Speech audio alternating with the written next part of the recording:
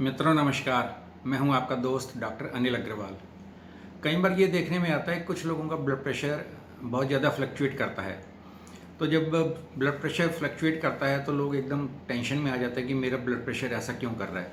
अगर ये with in range ही अगर फ्लक्चुएट कर रहा है तो कोई ज़्यादा घबराने की बात नहीं होती है। हाँ, अगर ये एक्सट्रीम फ्लक्चुएशन है तो ज़रूर ध्यान करना पड़ता है, क्योंकि नहीं तो कुछ हानि भी हो सकती है। क्योंकि बहुत ज़्यादा अगर एकदम ज़्यादा बढ़ेगा तो कोई रप्चर भी हो सकता है किसी ब्लड वेसल के अंदर। तो उन सब चीज़ों को ध्यान में रखते हुए हमें इसका ध्यान रखना पड़ता है। लेकिन इसके कारण क्या होते हैं ये ज़रूर पता होने चाहिए। अगर जब ये पता होंगे तो बहुत सारे लोगों का ब्लड प्रेशर अपने आप वो कंट्रोल कर पाएंगे और उन्हें कहीं ऐसे पैनिक में आने की भी आवश्यकता नहीं होगी। नहीं तो अधिकतर जब ऐसा होता है तो लोग पैनिक में आ जाते हैं।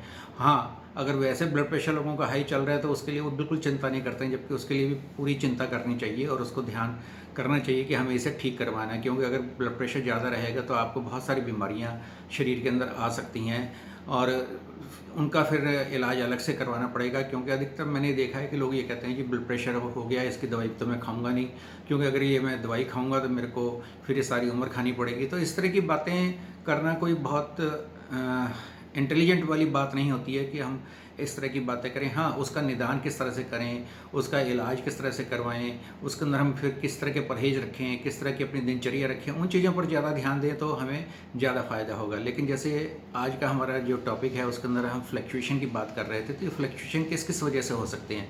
सबसे पहला कारण होता है कि अगर किसी व्यक्ति को एक्सट्रीम एंग्जाइटी अगर हो जाए, किसी वजह से कोई इमोशनल स्ट्रेस चल रहा हो तो उसकी वजह से भी ब्लड प्रेशर फ्लक्चुएट करने लगता है। तो उसके लिए जब वो इस तरह की स्थिति में होता है तो उसको एंग्जाइटी और उसको कंट्रोल थोड़ा करना चाहिए, जिससे कि वो लेवल के अंदर रह पाए। दूसरा एक ये होता है, कुछ लोग इतने ज़्यादा इमोशनल होते हैं, इतने ज़्यादा एंग्जाइटी में रहते हैं कि वो अगर कभी डॉक्टर के पास गए हैं, अपॉइंटमेंट ली है और वहाँ पे जाके अगर उन्होंने अपना ब्लड प्रेशर चेक कराया तो वो ज़्यादा निकलता है। फिर वो कहते हैं डॉक्टर साहब आपके पास तो ज़्यादा निकलता है, लेकिन मैं घर पे चेक करता हूँ तो मेरा नॉर्मल निकलता है। तो अब इस चीज़ का समाधान ही नहीं हो पाता कि डॉक्टर के पास क्यों ज़्यादा निकल रहा है और मेरा घर पे क्यों ठीक निकल रहा है।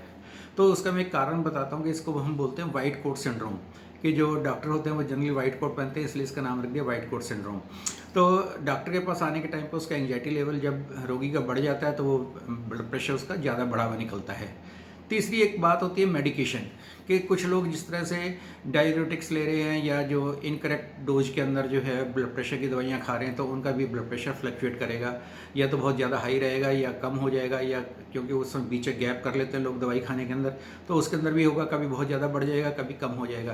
तो इस चीज़ का भी ध्यान रखना चाहिए कि डॉक्टर के निर्देशानुसार ही जो दवाइयाँ बताई गई हैं उतनी ही खानी चाहिए, उससे ना ज़्यादा खानी चाहिए ना कम खानी चाहिए। हाँ, कुछ एक इलीगल दवाइयाँ भी होती हैं, कुछ लोग उनका प्रयोग भी कर रहे होते हैं जिसकी वजह से उसका ब्लड प्रेशर फ्लक्चुएट कर सकता है। जिस तरह से कोकीन है या इस तरह की अन्य इलीगल ड्रग्स होते हैं उनके सेवन से भी ऐसा हो सकता है। कुछ लोग जो हैं इरेक्टाइल के लिए इरेक्टाइल डिस्फंक्शन होती है, उसके लिए भी जब दवाइयाँ कुछ खाते हैं तो उसके अंदर भी ब्लड प्रेशर इस तरह से बढ़ने लगता है। चौथी एक बात होती है एक्टिविटी, कि आप अपने घर अपनी एक्टिविटीज़ क्या कर रहे हैं, अपने लाइफ स्टाइल को कैसे रख रहे हैं। जिन लोगों को नाइट शिफ्ट करनी पड़ती है उनके भी ब्लड प्रेशर के अंदर फ्लक्चुएशन हो सकती है, क्योंकि उनको सारी रात जगना पड़ता है और फिर जब वो दिन में सोते हैं तो उनके इस इम्बैलेंस को उनका शरीर कई बार सहन नहीं कर पाता है और उनको इस तरह की प्रॉब्लम्स आती हैं।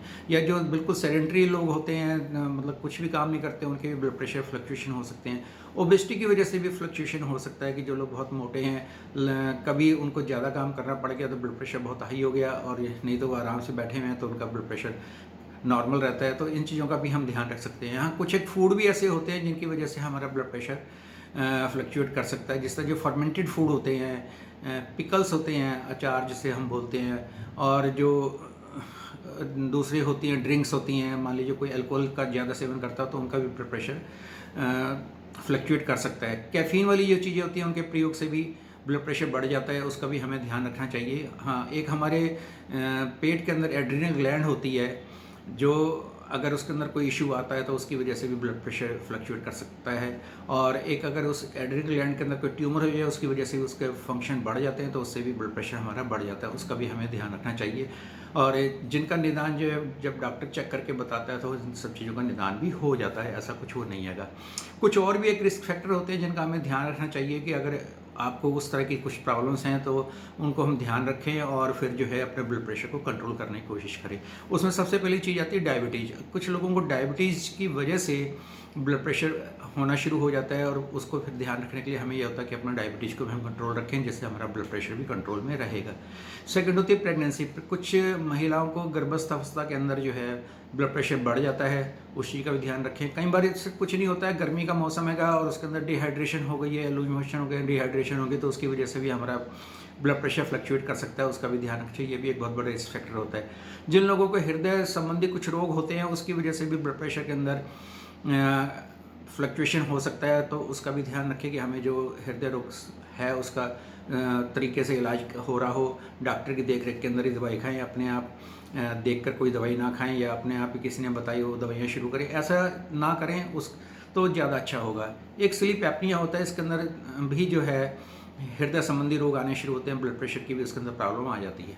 कई बार किडनी का अगर कोई रोग हो तो उसकी वजह से भी ब्लड प्रेशर फ्लक्चुएट करने लगता है या बढ़ जाता है, तो उसका भी किडनी का जांच होनी चाहिए। थायराइड की वजह से भी ऐसा हो सकता है कि अगर थायराइड के अंदर हाइपोथायराइडिज्म हो रहा है तो उसके अंदर भी ब्लड प्रेशर का फ्लक्चुएशन का चांस रहता है। नर्वस सिस्टम के अंदर भी कुछ एक चीज़ें ऐसी होती हैं जिसके अंदर अगर कुछ प्रॉब्लम हो तो उसकी वजह से भी ऐसा हो सकता है। इन सभी चीज़ों का हमें ध्यान रखना चाहिए, तो हम अपने ब्लड प्रेशर को कंट्रोल रख पाएंगे और इस फ्लक्चुएशन से बच सकेंगे।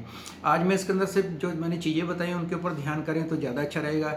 इसके अंदर मैं कोई भी मैनेजमेंट तो मैंने जैसे बता ही दिया है, लेकिन इसके अंदर मैं कोई दवाइयाँ आज नहीं बताना चाह रहा हूँ, क्योंकि इसके अंदर ज़्यादा हमें अपने आप को ध्यान रखने की बात ज़्यादा है कि हम इसको ना तो पैनिक के अंदर रहें और ना बिल्कुल लापरवाह रहें। तो अगर हम इस चीज़ का ध्यान रखेंगे, यही आपके लिए बहुत बड़ा थेरेप्यूटिक होगा। धन्यवाद दोस्तों।